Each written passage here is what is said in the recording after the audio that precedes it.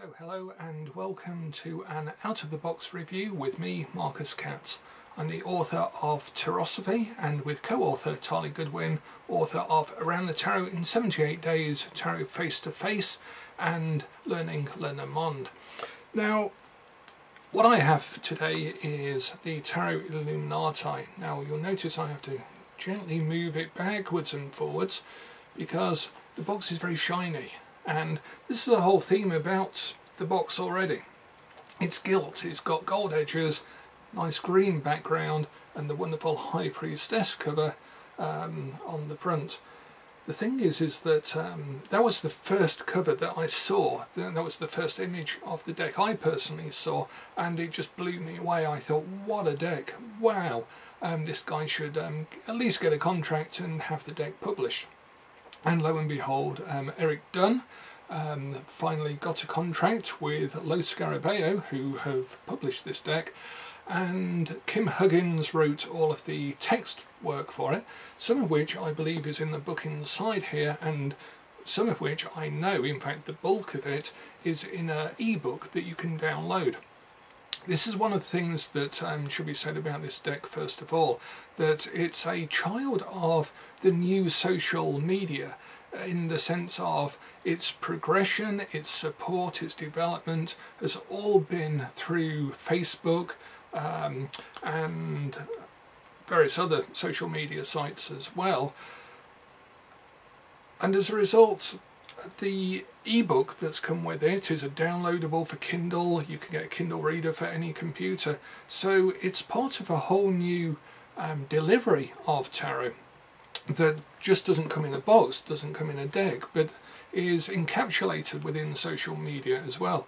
Anyone can get involved with and communicate with both the artist and the author of the text on groups like Tarot Professionals, for example, on Facebook, where they tend to hang out and answer questions about the deck. So this is an out-of-the-box review. That is to say, I have not opened this at all. I've been dying to since it arrived 2 days ago, but I just waited for opportunity to do it with you. Now, I hope to God this is not one of the very few decks that has been released in the first printing of the deck where people have reported some of the gilt edges sticking to each other. In some cases, some or several of the cards missing. Now this has only been 1 or 2 occurrences, maybe 3 or 4, but the thing is, again, social media, here's the flip side. People get to note that online. Other people who haven't received the deck then panic that it is every single deck and theirs is going to be ruined and their whole life is going to be tormented and troubled forever and ever. Now nonetheless, one should get a proper deck. It should be well produced and it should have all of the cards in, but it isn't the end of the world if it isn't, although it will be the end of this video, that's for sure. The thing is that again, Erick and Kim and Ricardo at Lo Scarabeo are online. They have virtual lives as well as their real life, no doubt, and they've been very happy to help people get their decks replaced and so forth. And to be honest, with a production of this type with the gilt edges and so forth, it is likely that, you know, some of the decks may have rubbed off on each other, some of the cards. So let's see, shall we? The box is very sturdy and I never figure out how to open them, but it is a sort of magnetic flip box like so. So we open that up. We have some scroll by the artist here, wonderful, and we have the very glossy book as well.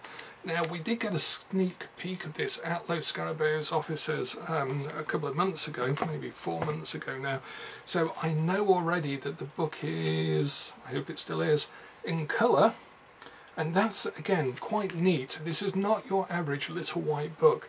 This is a very glossy, fully illustrated, I can just show that sort of in the light there, full colour book. So let's just take a look. So We have the star, the guiding light of renewal. I know from Kim Huggens' companion book on the Kindle that she has used light as a symbol, as the artist has, Erick, throughout the deck. This is actually where the Illuminati bit comes from, not the fact that it's a secret tool of the secret Illuminati.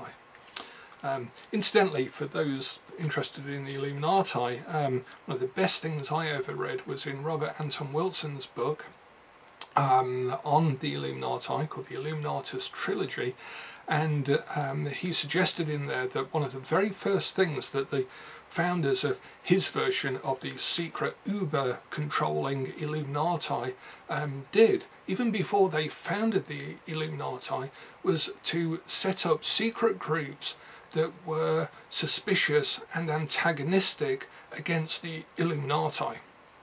That meant that they could start to seed ideas that this secret group existed, and then they went and founded the secret group. Now, as it grew, what happened, according to the story, is that people then started to join all of these conspiracy groups to work out what the Illuminati were up to and to discuss it and to critique it, when in fact they were actually joining the Illuminati because they'd set up those groups as well. You see, if you have a secret conspiracy, there's no depth to which it cannot go, and this is where paranoia starts, I think. Anyhow, so the Seven of Swords, for example, now that's neat. We have a little subtitle, so we have some subtitles at the top and the main text, and we have the cunning of the shadows. The cunning of the shadows. So Kim has utilised the idea of light as the Seven of Swords being cunning, the seven, the swords, and the shadows, which I quite like. That's a neat idea. And she's also done each card in first person. So for the Eight of Swords, the usual Waite Smith type picture of the blindfolded woman on a shoreline, castle above, swords surrounding, Kim has, in the darkest recesses of your mind there is always a glimmer, light, of something that is begging to be set free. There is always a part of your thoughts or an idea that is restricted and oppressed. So she's taken the idea of a glimmer of light as being a glimmer of thought, actually within the swords themselves. But I hear already the threat of the tide coming in. There is no time. Go, run.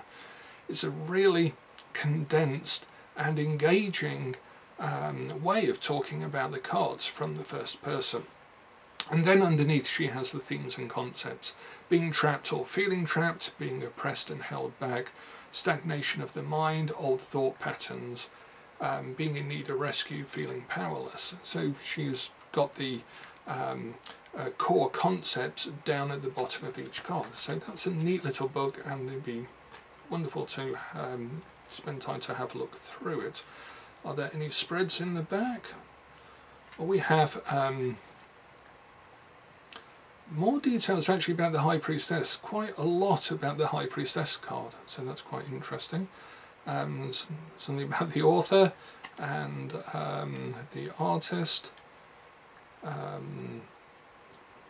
joining the Tarot Illuminati on Facebook at the back, and all of the spreads are at the beginning. So we have, again, themed on the lighting of the lantern, the rising sun, the sun, moon and stars. So 3 card, 7 card, 3 and 4 cards. So, you know, some interesting spreads right at the beginning of the book, so that you can get started with it straight away. So without further ado, let's see if we can get the actual deck out. Very useful to have the wonderful pull cord. This is in case your tarot starts to get too scary and you just pull the cord and it can act as a parachute, perhaps.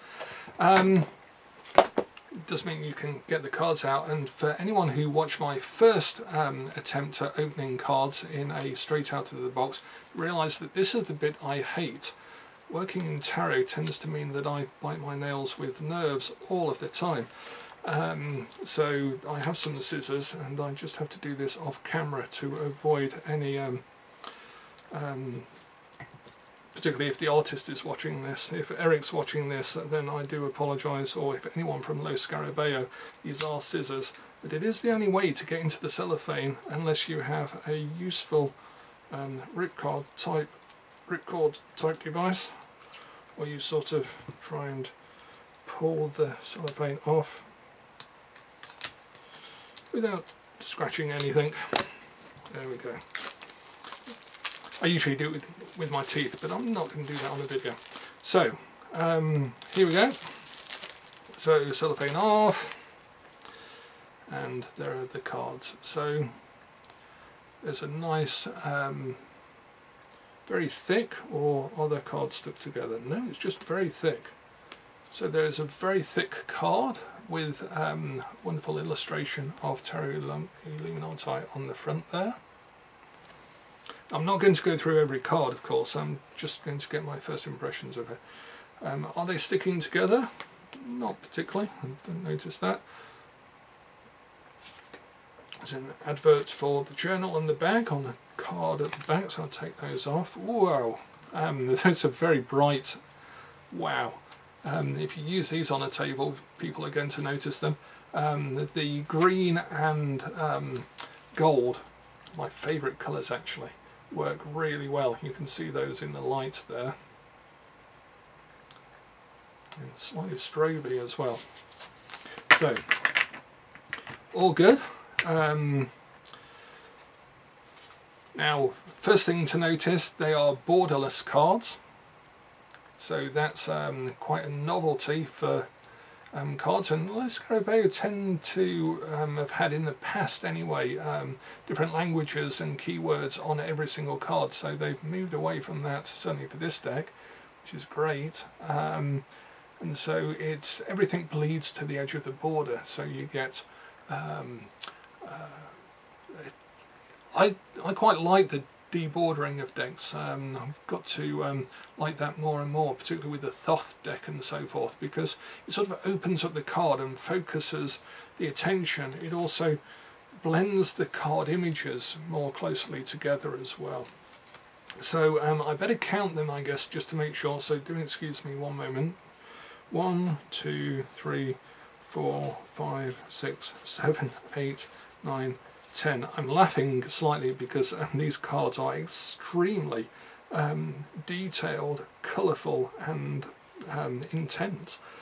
So that's 10, 11, ooh, like that, Justice, 12, 13, 14, 22, 23, 24, 25, 26.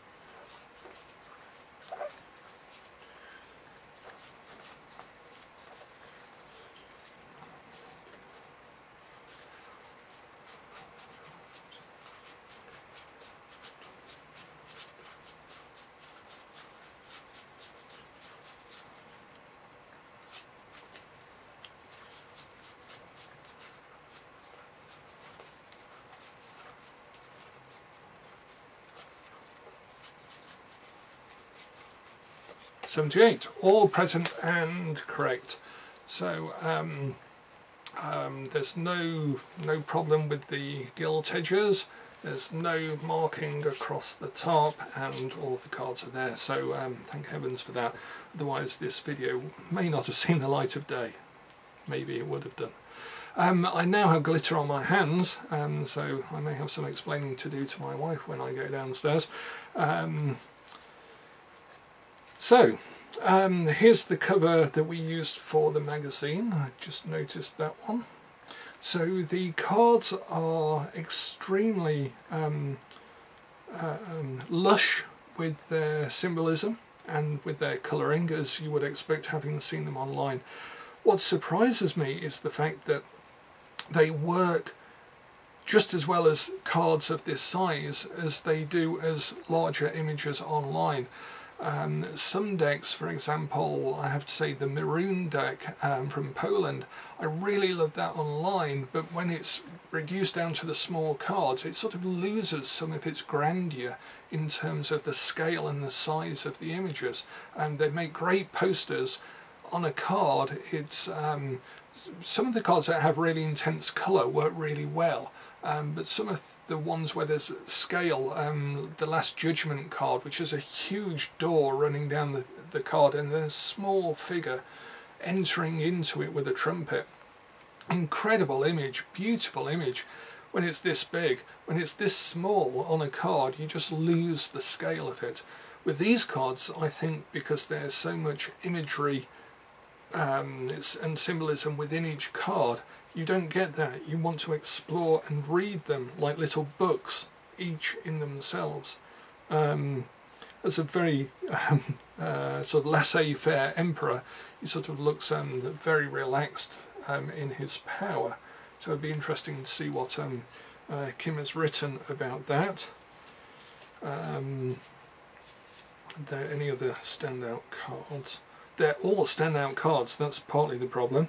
I quite like the Devil. He looks like the character from the film 300 in the comic book. So there's maybe some contemporary references in the deck.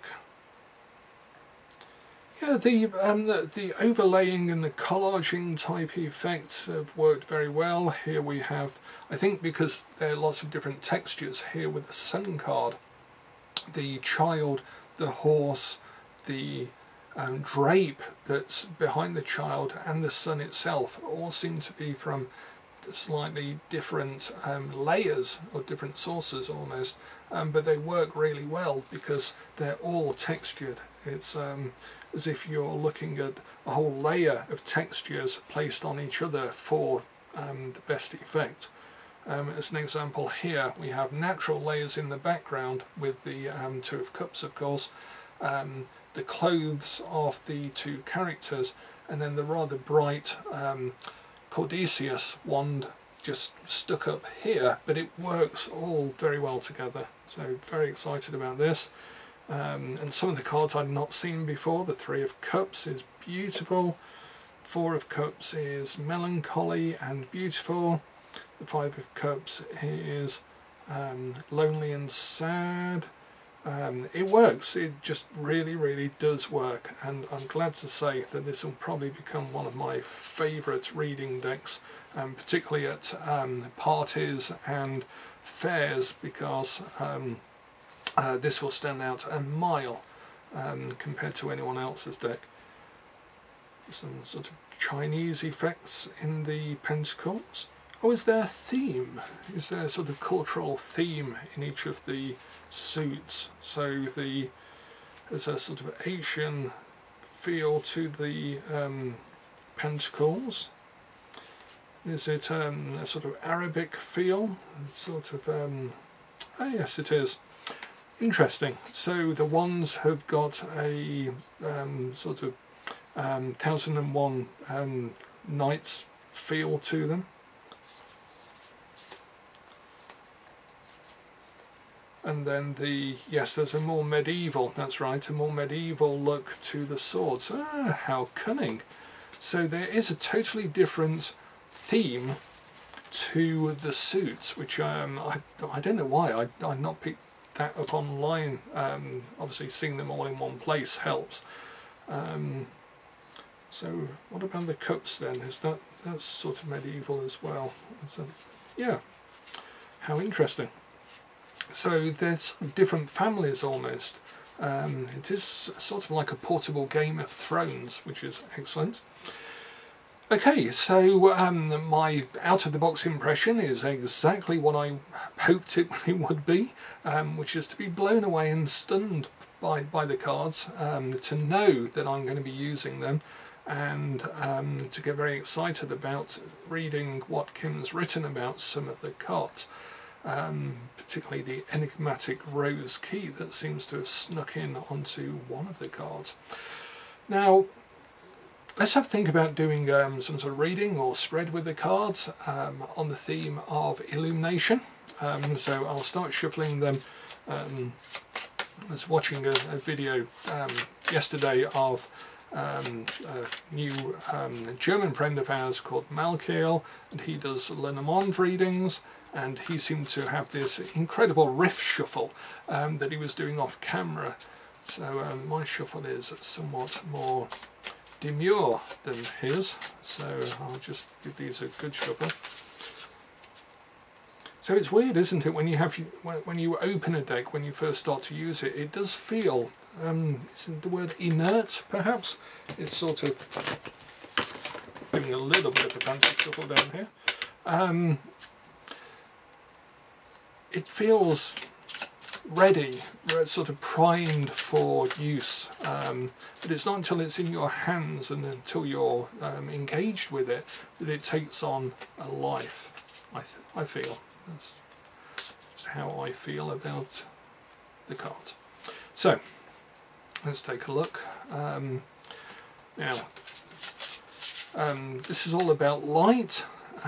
What do we know about light? I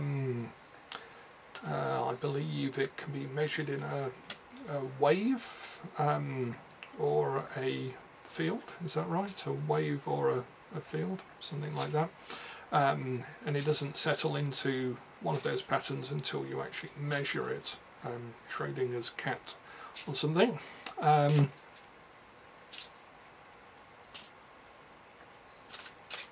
So let's just riff on that. So let's imagine that until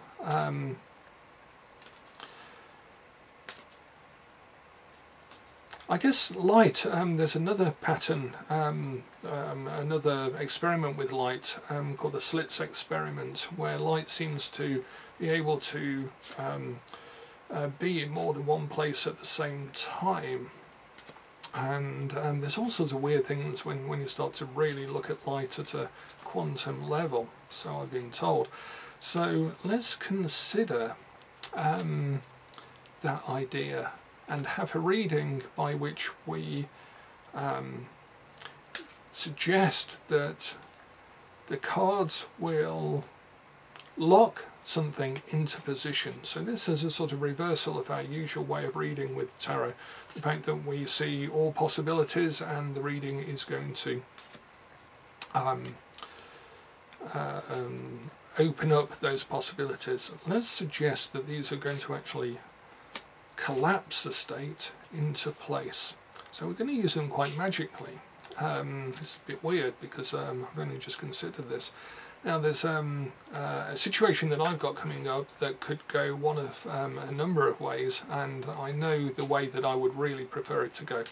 So what I'm going to do is, if this comes out as not the way that I want it, then I'm going to simply shuffle again, but with taking the lesson from the first card into the situation. I'm going to then shuffle again until I can collapse the situation into a state that I want, and the cards that lead up to that collapse of state, that fixing of the light, will actually guide me to making that state possible.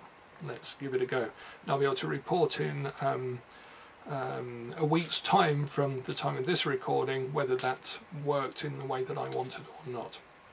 So let's give it a go then. These cards are part of the entire universe. So let's see. So if I do nothing else other than shuffle these cards and turn a card up and set my course in this direction with the billions of combinations of the universe that will happen between now and the event, how will it transpire? Oof. The Three of Swords. Now there's a very visceral reaction to that because it is a pumping, living, beating, textured fabric heart with a rose cross emblazoned on it and the swords plunged through it. They're dripping blood. There's the dark rain and the waves crashing on the rocks below it. So it's very difficult not to have anything other than a sort of visceral reaction to it. So the texture and the lighting work very well to get these, but I'm not bothered about that now, because all of a sudden I've got a terrible situation, pain and separation in my future unless I do something about it. So the thing with this card is that on the plus side, and let's see if Kim Huggens has any good advice for us in the companion book. I bloody hope so. So, sorrow, seeing the pain of others, truth that hurts the aching heart. This is actually a quite material situation in question, not a particularly emotional one in that sense. It's not a relationship or romantic one anyway. So it's talking about the nature of things to hurt and be hurt. There are those who would keep the truth of the world from you. Keep your eyes from seeing the reality of humankind's existence. These are your enemies. It's an interesting way of looking at it. So even more that things are brief shadows passing over the face of the earth, and the earth is but a brief shadow, going with the light theme, passing through the waters of the universe. You are as nothing, but know it truly, and the nothingness will not matter. This is the sorrow that teaches harshly, the sorrow that mothers in its pain, the sorrow that reveals the truth. So it is a difficult situation that I have, and I will take this card as a lesson that it is to teach me the transient nature of these issues and the world, and that's it. So I will take that lesson, so thank you to the cards for teaching me that. So the next thing is, having taken that lesson and using this situation to learn that lesson, how will the state now collapse? Will it collapse into a better situation as a result of this knowledge, or will it collapse into a fixed state that is still negative? The Four of Swords. The Four of Swords. So this is for me it's the Spa Day card, the Retreat card, the Rest card, but I'm going to take another look in Kim's book. And of course the Three of Swords, and I did shuffle, you saw me, has now led to the Four of Swords. So the state change has only moved on one notch, but is it enough? Stillness and peace in mind, pause and taking a break, seeking answers in meditation and sleep, setting aside worry, quiet and solitude for thought. Quieten your mind, philosopher, and be still. In that chamber of stillness, let your mind lay down in the fertile fields of rest. There it will take root, and its seeds incubate and germinate in the rich earth. So sleep, rest, be still. In the mind of your sleep I shall bring you visions and great words to fertilise your mind. You couldn't make this up, I can assure you. That is brilliant. That has answered my question, and I hope that the state will indeed, having recognised that one has to go through suffering and trial, but that is just to teach us the transient nature of those things compared to what the mind creates. What the mind creates can last an awful lot longer than any transient troubles that we may have along the way. And I would like to think that the Tarot Illuminati by Erick C. Dunne, and with text by Kim Huggens, will be one of those creations that long outlives all of the issues that we may use it to resolve. That long lives as a tool of shaping the light and the patterns of our life into far better futures. So I'd like to thank you for watching this out of the box video. I'm going to go away and put these two cards up where I can see them, and then indulge myself for the week in looking through the rest of the deck. So thanks a lot for your time and attention, and I look forward to getting another new deck straight out of the box, giving you my first reactions to it at some future point. I'm hoping it will be the Tildwick Tarot. Bye for now.